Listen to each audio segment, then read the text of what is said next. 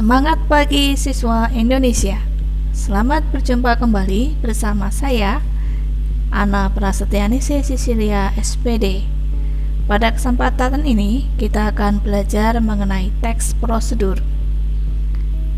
Bagian-bagian yang akan kita pelajari adalah tujuan, fungsi, dan jenis teks prosedur. Informasi penting dalam teks prosedur, simpulan teks prosedur, struktur teks prosedur, penyusunan teks prosedur. Pengertian, tujuan, fungsi sosial, dan jenis teks prosedur. Teks prosedur adalah teks tulis atau lisan yang berisi instruksi kepada pembaca atau pendengar untuk membuat atau melakukan sesuatu. Teks ini dibuat untuk menggambarkan cara melakukan atau membuat melalui serangkaian tindakan atau langkah-langkah.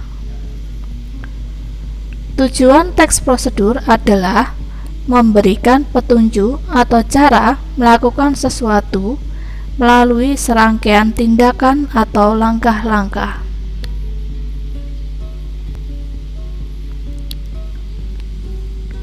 Fungsi sosial teks prosedur adalah menginformasikan cara membuat atau melakukan sesuatu kepada pembaca atau pendengar. Contoh, guru atau orang tua memiliki tanggung jawab untuk membuatmu paham cara memainkan angklung, melakukan gerak tari saman, atau membuat minuman rempah-rempah.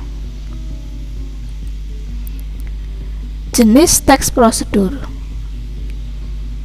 dibagi menjadi 3. Teks prosedur membuat sesuatu, contohnya membuat layang-layang, membuat coto Makassar, membuat wedang ronde.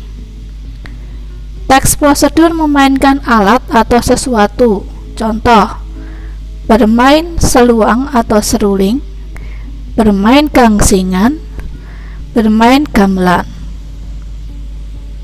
Teks prosedur melakukan sesuatu, contoh menari poco-poco, menarik uang di ATM.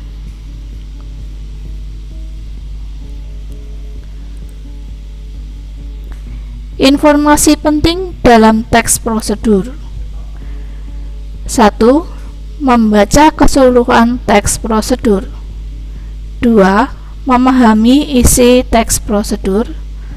3. Menemukan ide pokok setiap paragraf dalam teks prosedur. Simpulan isi teks prosedur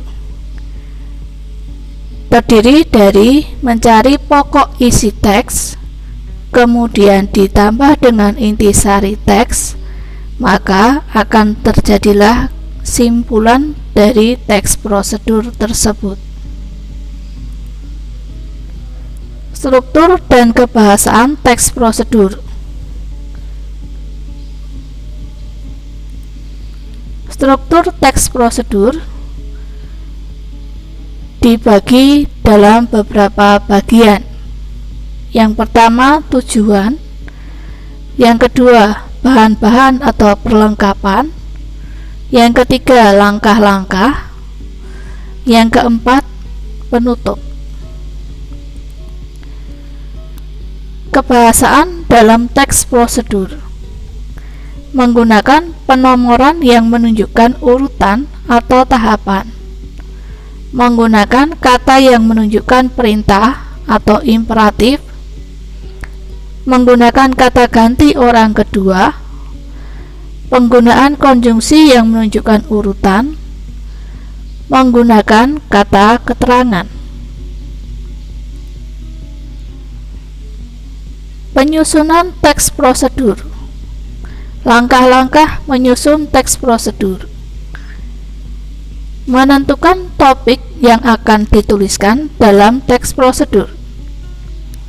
Mengamati cara membuat, melakukan atau memainkan sesuatu yang telah dipilih.